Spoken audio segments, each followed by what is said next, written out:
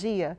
O Decreto 5626, de 22 de dezembro de 2005, regulamentou a Libras, língua brasileira de sinais, como meio de comunicação e expressão de comunidades de surdos do Brasil. A lei insere a Libras no grupo das línguas do Brasil. E para falar melhor sobre o assunto, nós vamos conversar com Emily Marques Costa Leite. Ela é mestre em Linguística Aplicada pela UFRJ, Universidade Federal do Rio de Janeiro. Bom dia, Emily. Bom dia.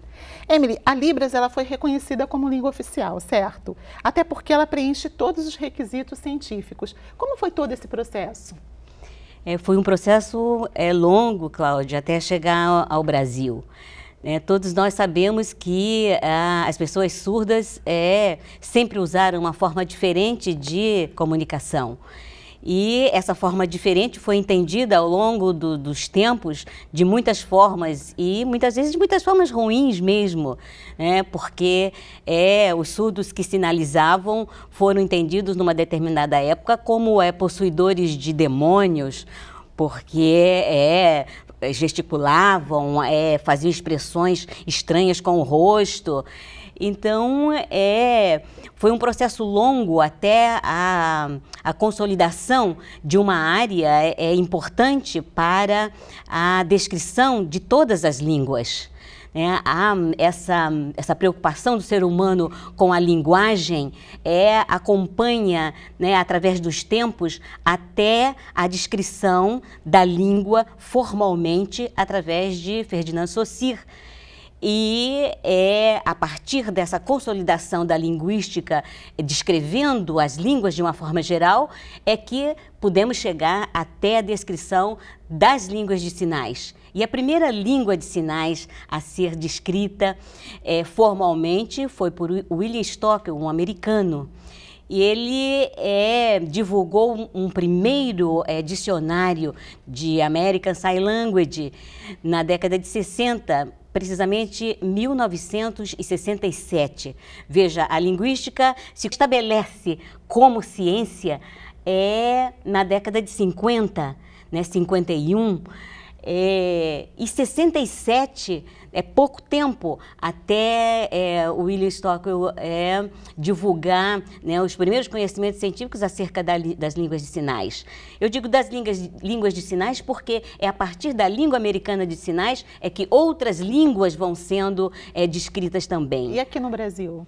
Aqui no Brasil, esses estudos começam no final da década de 80. São os primeiros estudos acerca desses estudos de fora, dos Estados Unidos principalmente, e os primeiros estudos das línguas de sinais ou das variações de línguas de sinais do Brasil.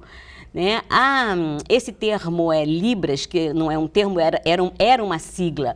Hoje é o nome da língua. Então, aproveitando, Emily, conta pra gente o que é a Libras? É uma língua oficial, mas como que ocorre esse processo da Libras? Vamos começar pelo nome, O nome é uma sigla. Na verdade, essas linguistas, a Lucinda e a Tânia, chamaram a língua de sinais do Brasil por uma outra sigla. Quando os surdos do Rio de Janeiro, principalmente, tomaram conhecimento dessa sigla através dos primeiros textos, eles acharam aquilo muito estranho e não concordaram. No primeiro congresso latino-americano que aconteceu aqui no Rio de Janeiro, na década de 80, 1983, 82, 83, a comunidade surda, através da FENEIS, a Federação Nacional de Educação e Integração dos Surdos, promoveu uma grande reunião com os representantes aqui presentes no Rio de Janeiro para discutir essa questão do nome da língua de sinais deles. E eles votaram por essa sigla Libras, Língua Brasileira de Sinais. Essa sigla, ela já foi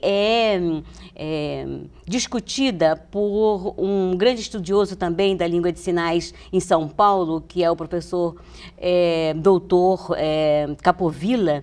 Ele entendeu que de tanto você falar Libras, a sigla já tornou-se um nome. né? Tanto que eu, particularmente, não gostava de escrever Libras com sigla não, eu só gostava de escrever com siglas. Quando eu vi a justificativa do professor Capovilla, entendi que poderíamos, a Libras, ela não é universal, não, dizer, né? Libras, né, com letra maiúscula e letra minúscula depois. Respondendo o que você está perguntando, com certeza não, né, porque nós estamos falando de língua. Se estamos falando de língua, nós estamos falando de uma capacidade que Chomsky entendeu e entende como sendo algo que todos os seres humanos nascem com isso na sua mente. Ele chamou isso, que eu estou me referindo aqui, de neurônios específicos, chamados universais linguísticos. E esses universais linguísticos é que nos dão condições de, onde estivermos reunidos com 2 ou 3 semelhantes, nós vamos criar uma língua diferente. Emily, a estrutura sintática da Libras ela é totalmente diferente da língua portuguesa, não é isso?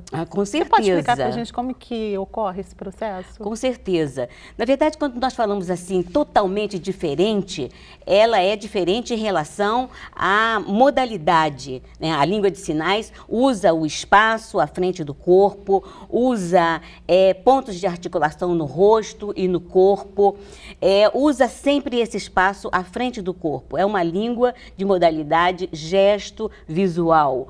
É diferente de uma língua de modalidade auditiva oral. Que é a língua portuguesa. Né? Que é a língua portuguesa e as línguas orais. Né? Até as primeiras descrições de Saussure, se entendeu que as línguas orais, que as línguas são lineares, quer dizer, nós não podemos falar uma palavra junto com outra, nós só podemos emitir uma palavra atrás da outra. Isso dá uma característica de linearidade às línguas orais, o que não acontece com a língua de sinais. As línguas de sinais vieram, o conhecimento das línguas de sinais veio quebrar esse paradigma, essa característica de linearidade. A língua de sinais ela é simultânea, ela é entendida como uma língua com 4 planos diferentes. Você pode enxergá-la com profundidade, com altura. Ela tem uma sequência, mas você pode, ao mesmo tempo que você está falando uma oração, que você mantém com uma mão e uma expressão, você está falando outra com a outra mão. Você pode dar um exemplo na prática? Eu me lembro sempre de uma das primeiras histórias que a gente pesquisou com a professora Vilma, para uma Vilma Favorito, do Instituto Nacional de Educação de Surdos, quando ela fez o mestrado dela.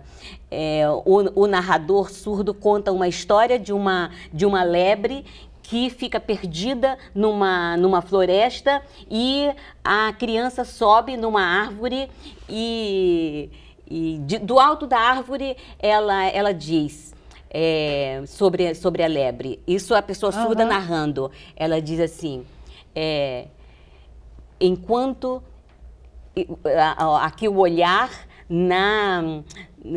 com profundidade, né, um olhar que vai, né, que está tomando conhecimento de todo o campo, e na outra mão faz este outro sinal. Então, traduzindo, né, enquanto olhava tudo, não via nada.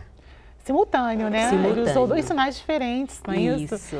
Emily, a Libras ela é fundamental no processo cognitivo do surdo, falando agora no campo educacional e também na vida, né? Como um todo. Com certeza. E para mim essa é a questão principal. Eu considero, vou usar uma palavra forte, eu sou mãe e me acho no direito de dizer essa palavra, porque que eu considero forte, sou mãe né? de surdo. Eu considero um crime, crianças nascerem surdas e não terem acesso a uma língua imediatamente. Hoje nós temos a questão do implante coclear, mas mesmo o implante coclear, para acontecer, primeiro, eu entendo que ele precisa de ter um preparo muito grande com a família entender exatamente o que está acontecendo, essa família ter contato com pessoas surdas e terem conhecimento do que os surdos entendem, estão entendendo sobre isso. Quase 10 anos depois da regulamentação do decreto, o que mudou de lá para cá? Eu fiz um levantamento com os meus dados mesmo, no Facebook, com os amigos, etc. E num geral, assim, a grosso modo, nós temos em torno de quase 100 professores já universitários, surdos, espalhados pelo Brasil. Só no Instituto Nacional de Educação de Surdos nós temos mais de 20 no ensino fundamental e médio, temos mais de 5 na faculdade, né? Nós temos 5 na Universidade Federal Rural do Rio de Janeiro, nós temos mais 3 na UFRJ, sem falar nas privadas, né? Então, nós temos pessoas surdas ensinando essa língua nas universidades. Graças ao decreto. Graças ao decreto que colocou a questão da formação profissional das pessoas surdas e da formação profissional também dos tradutores e intérpretes de língua de sinais. Nós temos, o Instituto tem hoje, né, um grande número de concursados, tradutores e intérpretes concursados. Sim. E isso faz com que a qualidade das traduções se aprimorem a cada vez mais. Não é? Foi uma grande conquista do povo surdo. Muito obrigada por sua participação aqui no Visual e pelos esclarecimentos acerca da surdez. Eu é que agradeço mais uma vez, Cláudia, a oportunidade. E para você, um bom dia.